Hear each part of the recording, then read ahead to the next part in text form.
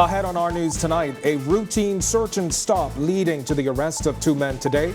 Plus, the party will go on as health officials on the defense over approval for carnival events. And later, brotherly love takes center stage, the story of how a man's neighbor is helping to make a lifelong dream come true.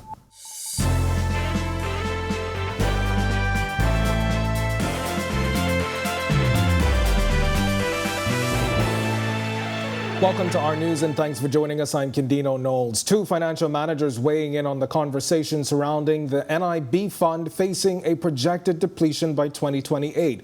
While one says at its current rate the fund is not sustainable, another is saying take emotions out of it.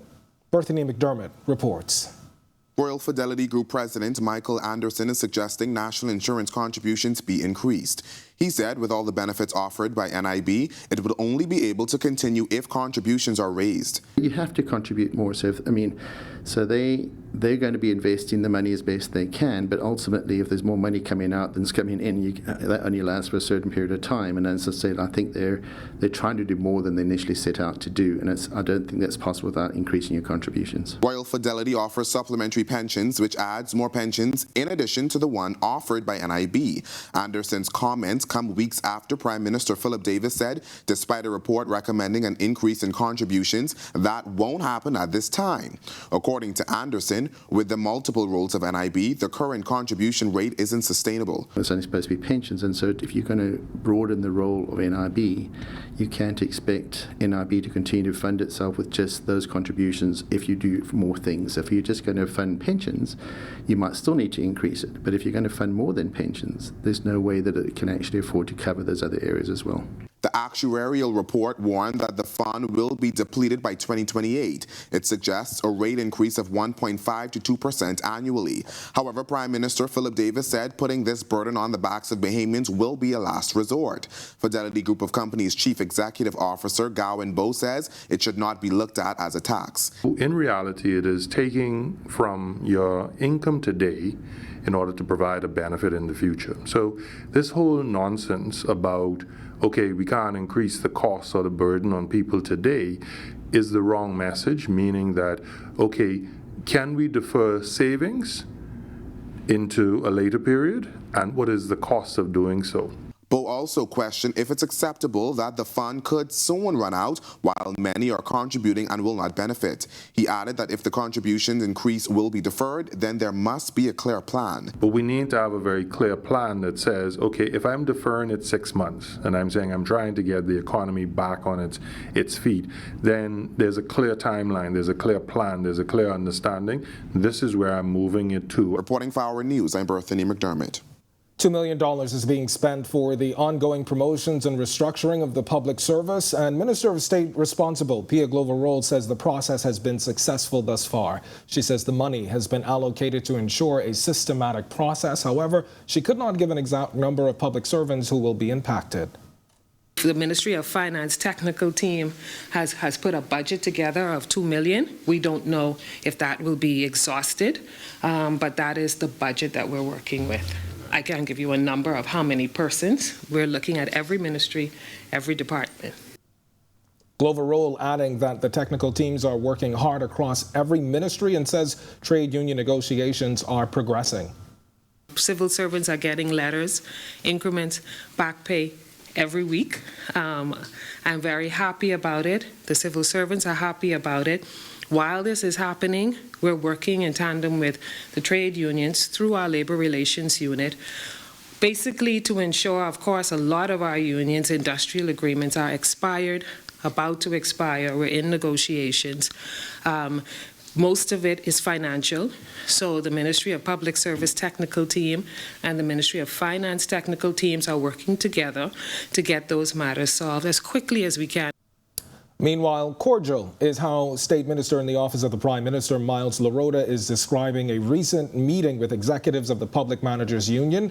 The meeting follows an April 6th strike vote over outstanding issues in which the majority of PMU members voted in favor. A new industrial agreement has yet to be finalized, but NIB saying the union's proposed salary increases and bonuses are a sticking point. The board maintaining that bonus payments should be linked to NIB performance.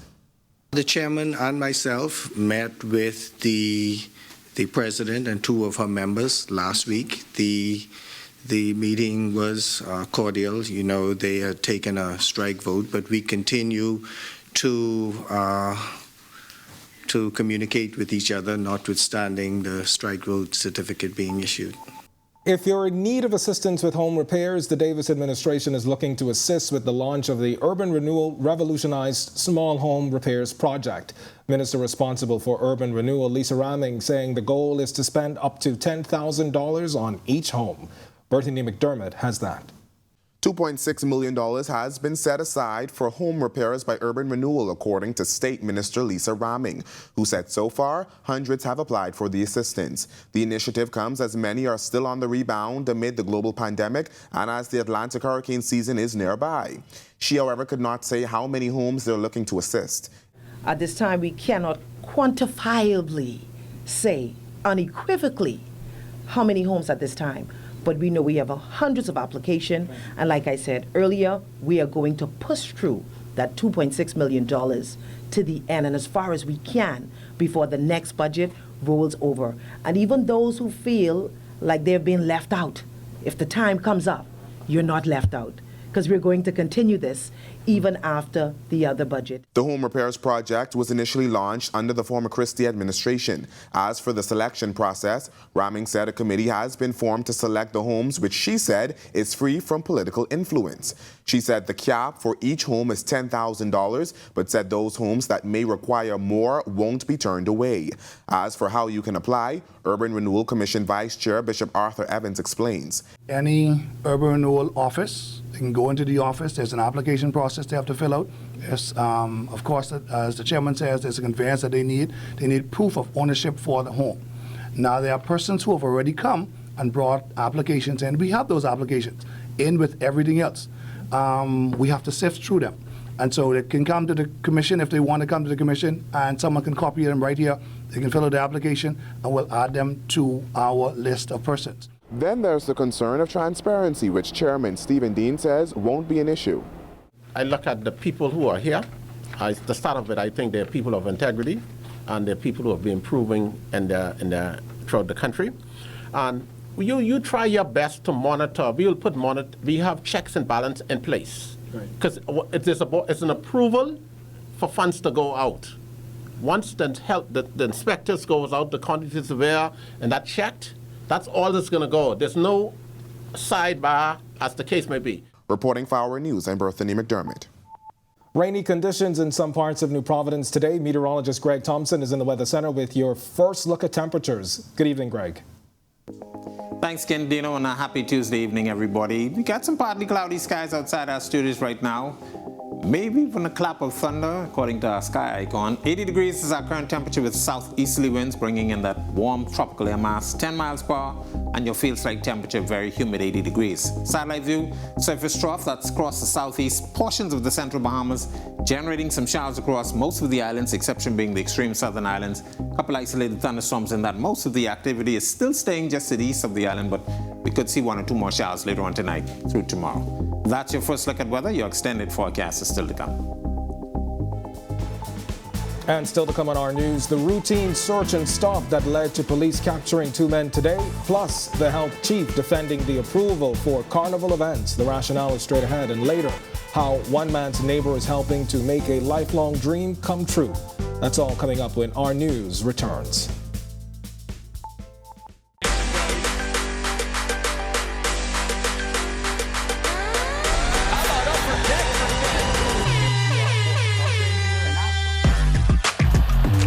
Got size at 6'5".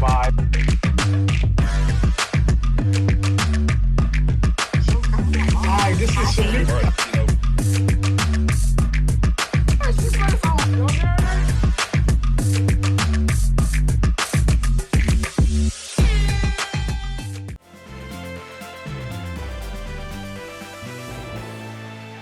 Police say a routine stop and search leading to the arrest of 2 men this afternoon.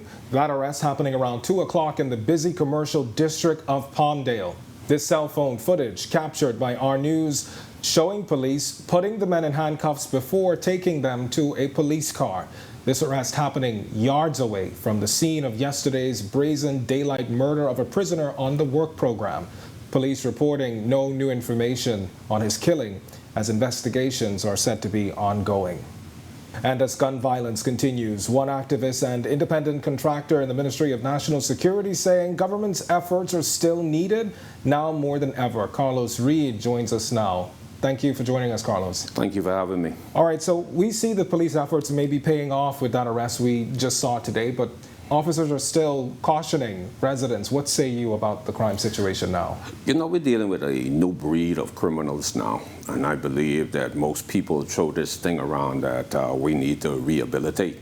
But how can you rehabilitate that which has never been rehabilitated? Our efforts now are more concentrated on how do we keep people out of prison, how do we lower the cost that is costing the Bahamian public. It costs us $100,000 a week just to feed inmates at B-Docks. It also costs us $20,000 a year for every inmate that's incarcerated down at B-Docks. We feel that our efforts are best served if we could be able to stop situations before they happen. So we have a number of different programs, one of which is the Violence Interrupters, where we're bringing persons together to be able to discuss like these issues before they reach the point where people have to die. And I believe that is the trend that we need to go on. Why? Because now we could take that money that was like going into the cesspool called B-Docks and turn that into something that's valuable, where we change the mindset of young people all around this country so we could see reduction in crime straight across the board. All right. Thanks a lot, activist Carlos Reed, for joining us tonight. And we'll certainly continue to follow that program that you just talked about. Thank you for joining us. Thank you. All right. In other news tonight, Central and South Eleuthera Member of Parliament Clay Sweeting says the $400 million Disney Lighthouse Point project will be good for that island's economy. Minister Sweeting telling reporters that concerns about the environment must be balanced with the need to beef up that island's economy. I also understand that while we want to protect the environment, we must also understand that development is needed to help the people that actually live there. You know, the Prime Minister said one time that it's no use to have a lot of corn in the barn if your people are starving. So I think it's important that we balance both. They're only supposed to use 17% of the actual footprint there, and the rest will be used to be environmentally friendly. Sweeting's comments coming after Disney executives announcing that the cruise line is preparing the site at Lighthouse Point for its newest port destination in the Bahamas. Disney's Regional Public Affairs Director Joseph Gaskins says hiring for the project, which is expected to be completed in 2024, will be about 2 times more than originally anticipated. Gaskins explaining that about 300 people will be employed at the height of construction, with 80% of that work for Bahamians. Central and South Eleuthera has lacked development for a long time. And I'm very excited that Disney is coming on stream. They've promised 300 Bahamian jobs compared to the 120 that was in the HOA. So we're looking forward to that. We're looking forward to development, and we're looking forward to them also being environmentally friendly. It's now time for tonight's Financial Market Minute, brought to you by RF, your local investment bank.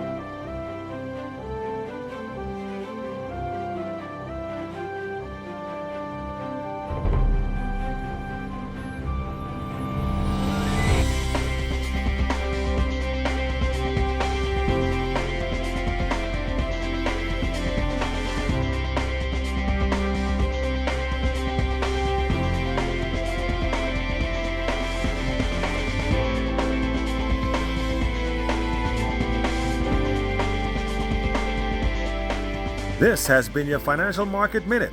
To explore the best performing mutual funds in the Bahamas, visit our website at www.rfgroup.com. When our news comes back from the break, why the Health Ministry says it's a go for carnival events. Plus, find out how DeAndre Ayton helps lead his team to a playoff win. And later, the heartwarming story of neighborly love. We have the details when our news returns.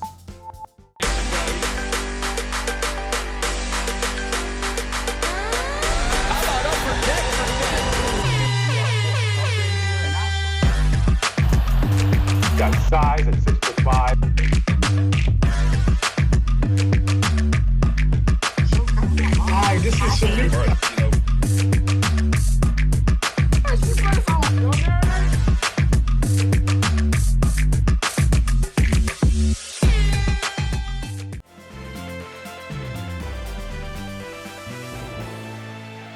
This is our news. Welcome back. Health and Wellness Minister Dr. Michael Darville defending his ministry's decision to grant permission for a series of carnival events later this month. Dr. Darville not only insisting that they can happen safely despite the ongoing COVID-19 pandemic, but also maintaining the events industry should no longer be shuttered. Jasmine Brown reports. With the series of carnival-related events less than 3 weeks away, the Health and Wellness Minister says he is confident that the country's current COVID situation creates a relatively safe environment for events that are expected to host hundreds of revelers. I am comfortable looking at the hospital admissions as well as those who end up admitted at the ICU level, that we are in a relatively good position. But we need to be mindful that we're still in the pandemic. And so we have decided at the Ministry of Health and Wellness that events is now back on the table. Organizers of Survival Weekend have described it as 3 days of non-stop partying. Included in the events is a 2-mile road march that road parade organizer and president of the Bahamas Carnival Band Owners Association, Raphael Dean, says will include up to 1,200 attendees. The Ministry of Health approval letter for the event indicated permission was granted for 500 attendees, but Dean had called it a typo. The health minister saw it differently, saying the letter is clear. The letter is what it is. I reviewed the letter. It said 500 people. If there's going to be any changes, the planners must notify the Ministry of Health and go through the necessary approvals. So what has the health minister confident that the events will not become super spreaders? He pointed to the protocols that were outlined in the approval letter. It said that the necessary protocols must be in place.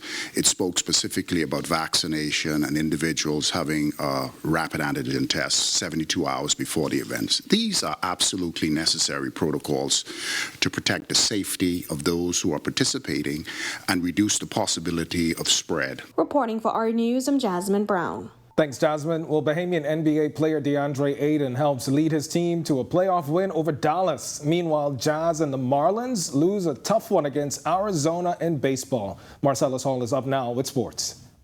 All right, thanks, Candino, and welcome to our sports, everybody. I'm Marcellus Hall. The Phoenix Suns and DeAndre Ayton have already made their goal, getting back to the NBA Finals. Standing in their way in the second round are the Dallas Mavericks and, of course, Luka Doncic. Last night, trying to take a 1-0 lead in their best of 7. Let's see if they got it done. DeAndre Ayton, he and his Phoenix Suns hosting the Dallas Mavericks, game 1 of their best of 7 second-round playoff series. Suns, well, they got off to a pretty good start. Thanks to DeAndre Ayton and Devin Booker.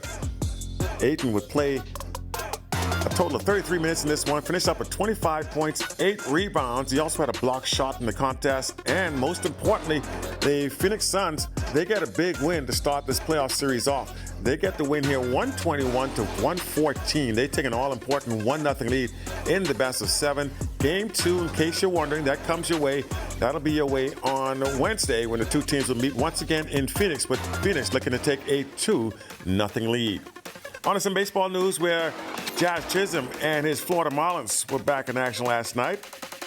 Jazz looking to stay red hot. He's one of the top 5 vote getters right now early on as far as MVP votes are concerned. Still a long way to go in the regular season, but he has the Marlins right now above 500. Yesterday, taking on the Arizona Diamondbacks, and Jazz once again getting a big hit. Came up with a chance to put the game out of control, but had to draw the walk, and the Miami Marlins eventually go down 5-4. Two teams will play again today. Marlins, in case you're wondering, they're 12-10, second in the National League East. Two squads will meet again this afternoon. We'll give you details on that coming up a little bit later on. And there it is, your check on sports for you here on this Tuesday. I'm Marcellus Hall. Back to you, Candino. All right, thanks a lot, Marcellus. Well, still to come, we've got your extended weather forecast and then the heartwarming story of neighborly love, how a special needs man sees his dream come true. That's coming up when our news returns.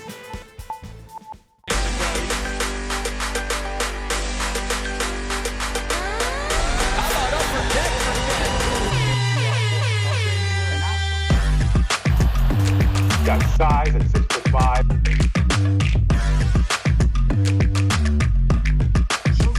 Hi, this is Shamik.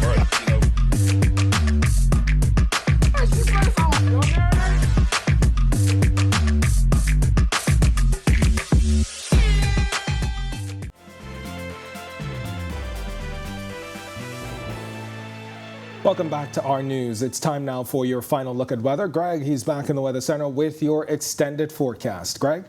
Welcome back, everybody, for our second look at weather. Surface trough across the Bahamas interacting with a mid to upper level disturbance that's moving across Florida, triggering some showers across the islands. Most of those showers across the northwest and central Bahamas. Today, we expect that our surface boundary to meander across the area as that upper level disturbance pulls out towards the east. So we could see some more showers in the forecast through tonight and into tomorrow before things clear up. High pressure will build behind that. We expect some very warm temperatures for the balance of the week. So it looks like we're going to be approaching those summer-like temperatures. Boating forecast for the northwest and central Bahamas tonight to tomorrow. Your winds will be east to southeast at 10 to 15 knots. Seas 2 to 4 feet over the ocean. Your high tide will be at 10:37 tonight. For the southeast Bahamas, a caution flag for you guys down there. East to southeasterly flow at 15 to 20 knots. Your seas will be running 4 to 6 feet over open waters. Here's a look now at your national forecast.